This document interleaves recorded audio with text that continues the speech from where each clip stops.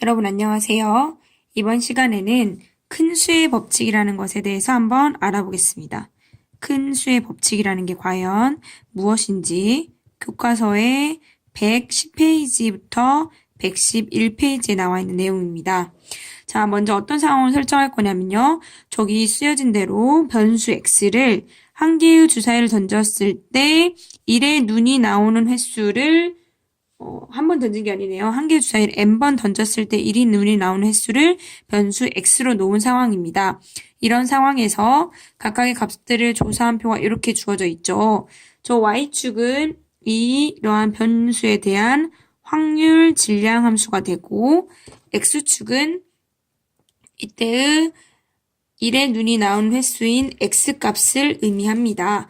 이런 상황에 대해서 n이 시행횟수죠. 시행횟수. 이 시행횟수가 10번인 경우가 이러한 그래프이고 시행횟수가 25번, 시행횟수가 50번인 경우가 이러한 그래프로 확률값이 나오더라 이겁니다. 그럼 이 확률 질량함수는 얼마냐? n번 중에서 1의 눈이 나온 횟수가 x번일 확률이기 때문에 독립시행의 확률 공식에 따라서 NCX 곱하기 1의 눈이 나올 확률은 6분의 1이죠. 6분의 1의 X승, 6분의 5의 N-X승 이런 식으로 확률 분포 함수가 확률 질량 함수가 나오는 상황인 것입니다. 이런 상황에서 큰 수의 법칙은 결론적으로는 그래요. 수학적 확률이 통계적 확률이죠. 통계적 확률의 값이 시행횟수가 커짐에 따라 n이 무한대로 간다고 합시다. 시행횟수가 커짐에 따라 수학적 확률로 간다라는 걸 설명한 게 큰 수의 법칙입니다. 이게 성립한다라는 것은 직관적으로 수업 시간에 설명했었죠. 과연 수학적으로 정말 이렇게 되는지에 대한 증명을 지금 한번 해보도록 하겠습니다. 자, 통계적 한 번을 구해보면 이런 상황에서 통계적 확률은 시행 횟수분의 1의 눈이 나오는 횟수 미지수 x로 넣은 변수값이죠. 얘가 통계적 확률이고 수학적 확률은 우리가 구한 전체 경우의 수 6가지 중에 1의 눈이 나오는 건 한 가지니까 6분의 1이다 이게 되겠죠. 얘네 둘이가 같은 값을 갖는다라는 거, 같은 값을 갖게 된다라는 거를 보이고 싶은 겁니다. 자, 그럼 뭘 보일 거냐면 P 확률인데요. n분의 x값에서 6분의 1을 뺀 값, 그러니까 통계적 확률과 수학적 확률의 차이 값이 양수인지 음수인지 모르니까 일단 절대값을 씌워놓고 이 값이 적당히 작은 값 0.1보다 작다라는 것을 이러한 값을 구했을 때 그 확률이 얼마인지를 알고 싶은 거예요. 자, 근데 이 구체적으로 시행횟수가 얼마인지 모르죠. 자, 선생님이 맨 처음에 주어졌던 요 상황에 대한 확률 질량 함수 그래프에서 n이 10인 경우, n이 25인 경우, n이 50인 경우 시행횟수에 따른 확률값들을 이렇게 그래프로 주어져 있으니까 이걸 이용하기 위해서 첫 번째 n이 10인 경우에 대해서 이 값을 한번 구해보겠습니다. 자, 내가 원하는 값 통계적 확률에서 수학적 확률을 뺀 값이 0.1보다 작다라는 거 계산해보면 얘는 결국은 이 절대값을 풀어보면 0.6666 이렇게 나오나 봐요. 확률 변수의 값이 2.6666 이런 값들 사이에 되는데 얘는 확률 질량 함수이기 때문에 이 사이에 있는 값이 x는 1인 경우 혹은 x가 2인 경우를 의미하는 게 되죠. 그러면은 얘네 둘 값을 표에서 한번 찾아볼까요? 자, 가봅니다. n이 10인 경우에서 x가 1인 경우와 x가 2인 경우 이 두 값을 더하라는 의미죠. 자, 이 두 값을 더하면 우리 교과서에서 나와 있는 것처럼 0.6137이라는 값이 나온다고 합니다.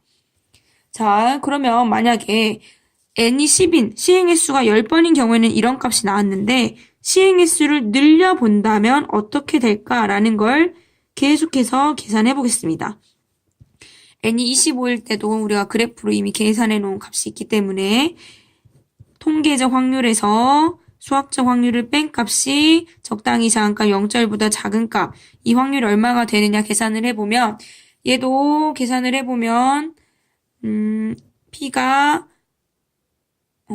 n이 25인 경우니까 1.66 얼마가 되고 2.6점이네요.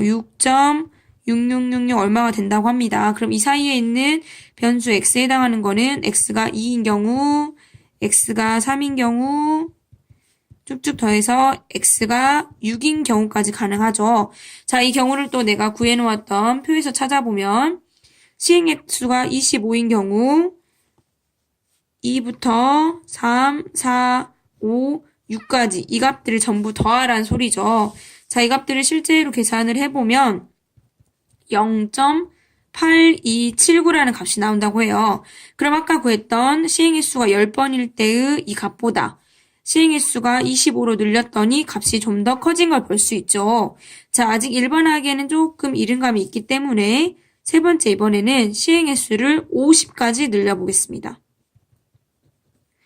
시행횟수 50까지 늘려보면 이때의 통계적 확률 50번 중에 내가 나온 조사해본 값 마이너스 수학적 확률인 6분의 1을 뺀 값이 0.1보다 작을 확률은 이 값을 계산해보면 이 정도로 나온다라고 해요. P가 3.333 얼마 정도 나오고 13.33 값이 해당되는 변수들을 더하면 되는데 이 변수들을 찾아보면 x가 4인 경우부터 x가 13인 경우까지 해당이 되죠.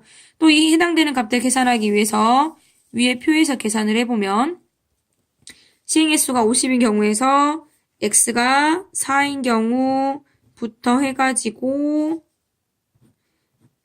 13인 경우까지 이 값들을 전부 다 더하라 소리가 됩니다. 자, 그럼 다 더해보면 이 값이 계산하면 0.945라는 값이 나온다고 해요.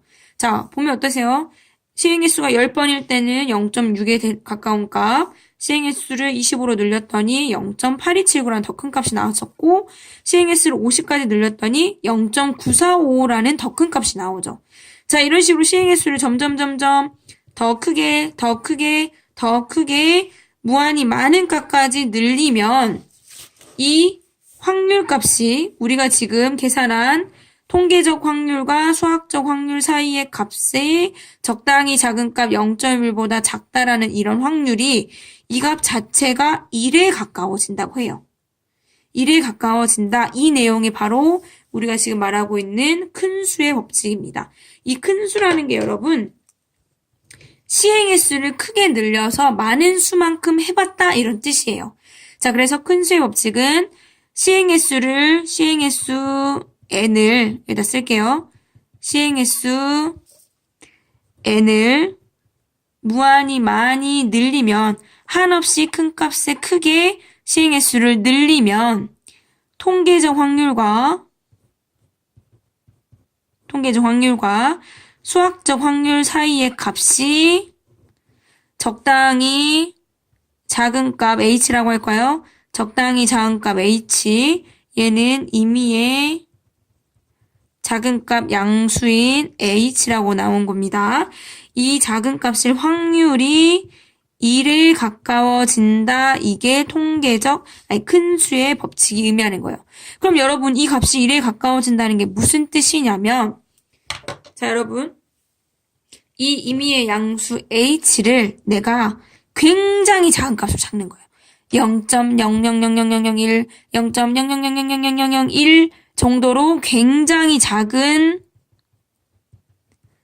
수로 놓는다면 굉장히 작은 수보다 내가 말한 이 통계적 확률과 이 수학적 확률 사이의 값 또한 그 사이의 차이값 또한 굉장히 작아진다는 의미예요. 그러면 통계적 확률과 수학적 확률 사이의 값이 거의 차이가 없게끔 작아진다라는 건 통계적 확률과 수학적 확률이 거의 같은 값에 가까워진다, 일치한다라고 봐도 무방할 정도로 그 사이에 있는 값이 작아진다 이런 뜻입니다. 이해됐습니까? 자, 그래서 큰 수의 법칙은 이 통계적 확률과 수학적 확률이 같은 값으로 간다. 어쩔 때 시행 횟수가 커질 때 이러한 값을 설명해 주는 법칙입니다. 증명하는 거는 이런 식으로 점점 시행 횟수를 늘림에 따라서 그 값들을 계산하다 보면은 이 값이 1에 가까워진다라는 것을 통해서 증명할 수 있는 것입니다. 자, 큰 수의 법칙이 무슨 내용인지 이 결론에 대해서 자세히 이해하시면은 충분할 것 같습니다.